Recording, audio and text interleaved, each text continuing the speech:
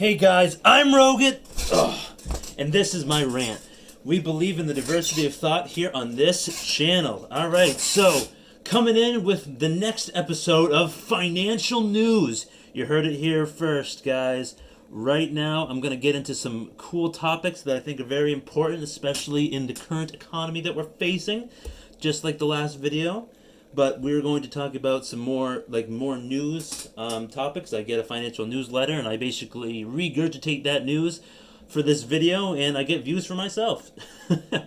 So, again, finance is a very central topic to this channel, but I'm not always going to be talking about finance. There's always going to be a good amount of different topics and stuff like that. But this stuff is the most interesting to me. That's why I like making most of the videos like this. So, I wanted to start by saying I really appreciate all the support and the feedback that I'm getting from you guys. You know, subscribing, commenting, liking the video, smashing the dislike if you don't like my shirt. So I really appreciate all that. I'm seeing small growth, which is great. It means the world to me. I really enjoy making these videos, and I'm gonna keep making them. And if you like content like this, make sure you give it a thumbs up. And if you don't like the content, remember to smash that dislike, as I always say at the end of the videos. And if you want to see more content, and if you want to see me on a regular basis, hit that subscribe button. It's free. Don't forget that it's free. I mean, YouTubers used to say that all the time, but no one ever says it anymore. They just say subscribe. It was a common trend back in the olden days of YouTube, because subscribing was basically the only thing. Because there was rating like 1 to 5 stars, and then there was no notification bell. But if you want to be notified when the next Ranting Rogut video comes out from this crazy guy, hit that ding-a-ling bell. It might work. It might work. It might not work. You know what I mean? And I might be in YouTube's good graces, but that could very well change on a dime. So all right. All that being said, let's get into it, guys. So right now, Moderna, one of the healthcare companies, they began discussions with the FDA for the emergency clearance of their vaccine. And then relating to that vaccine topic, Pfizer, with their vaccine, the first mass air shipment of Pfizer's vaccine, it arrived in Chicago over the past weekend. So the time we were recording this video is on a Tuesday, and this is probably going to be a week outdated. But so last weekend, it arrived in Chicago, and United Airlines flew it in, which is a good sign. It's probably going to go to the frontline workers at the hospitals, doctors, and the vulnerable, like the elderly in any nursing homes and stuff like that. So that's very good news, and I'm excited to hear that, because there's an end in sight. I know this year's been tough on a lot of people. So in stocks, so now Salesforce, they are a cloud platform, and they help with sales activities with a lot of different companies use it. I used to work for a company that used Salesforce, 2 different companies that use Salesforce, so I'm familiar with the software, the cloud software, and their mega deal to buy Slack, it's expected to be finalized today. And then that's big news, because Slack is another great platform that a lot of companies use. And spending on virtual reality tech, it's surpassed $1 billion this year, and then it's expected to be is expected to have 6.4 million VR headsets sold this year. And they're predicting that the VR market will be worth $10 billion. So it's going to go from $1 billion to $10 billion in 5 years by 2025. And I thought that was very interesting. Now, in spending, a lot of people, they just can't control their spending, and I'm spending a lot less this holiday season. It's the thought that counts, right? Sentimental type of things. You don't have to spend a ton of money to make someone's day. That's my opinion. You can blow all your money if you really want to, but it's not a good idea, especially not in today's economy of right now. But so Cyber Monday had a massive day yesterday. Now the analysts, they when all the smoke clears, this Cyber Monday would be the biggest on record. It's the biggest online shopping day in U.S. history, with sales of $12.7 billion. Yeah, $12.7 billion with a B. I mean, that's just massive. And and some people they just can't stop spending money. So that is that. So, moving on to the next story I have.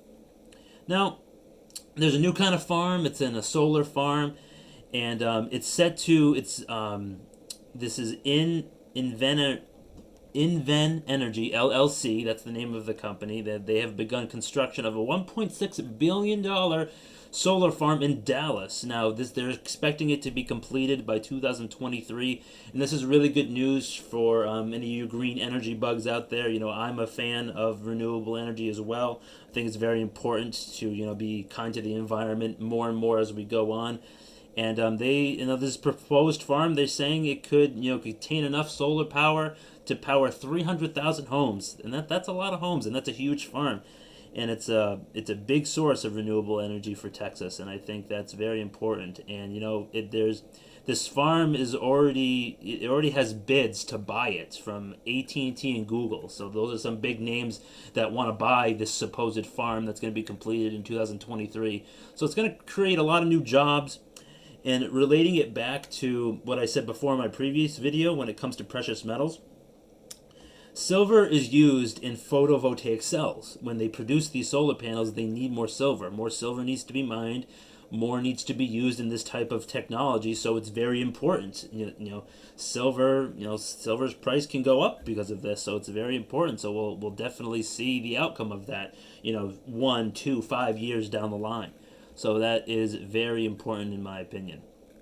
So moving on, the next thing I want to talk about is that the housing market. So I mentioned the housing market in the previous video when I was talking about the economy and stuff like that. Now, pending home sales fell by 1.1% month over month in October, and that's a small decrease.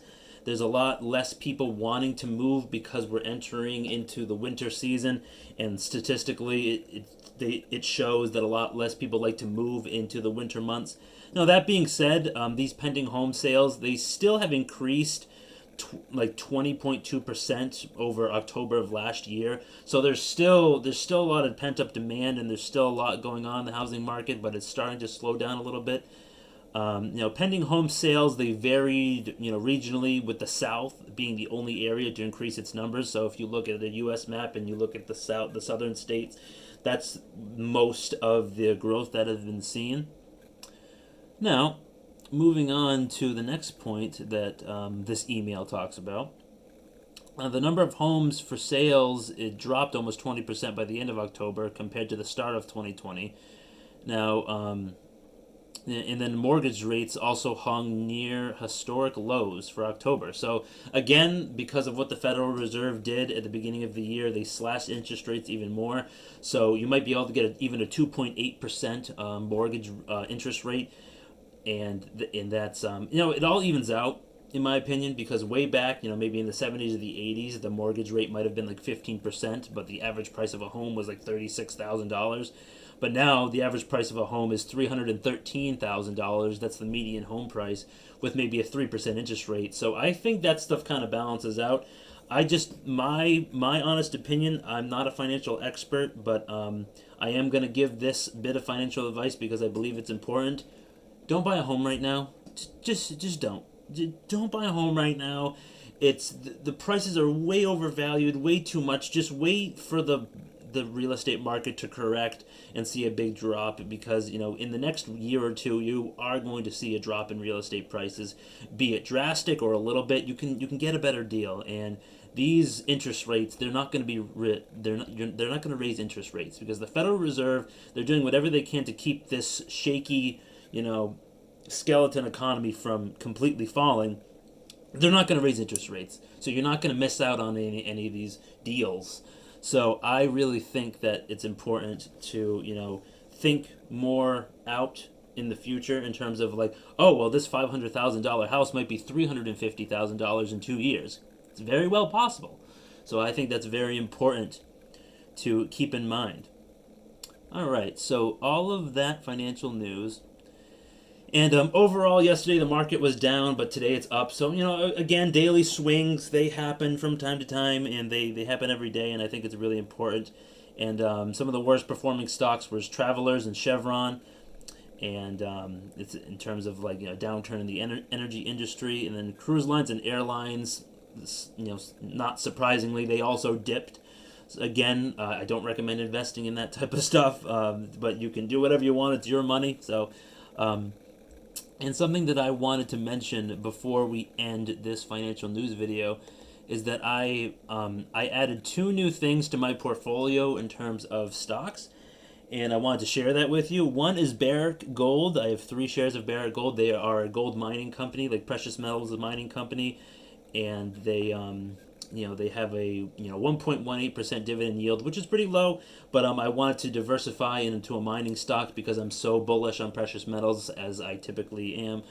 And then I thought that was a good investment on my part. They're currently trading around $22, $23 a share.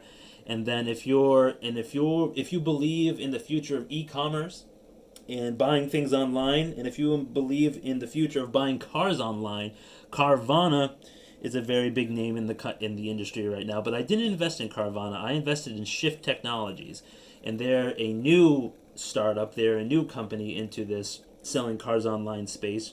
And Vroom is another company.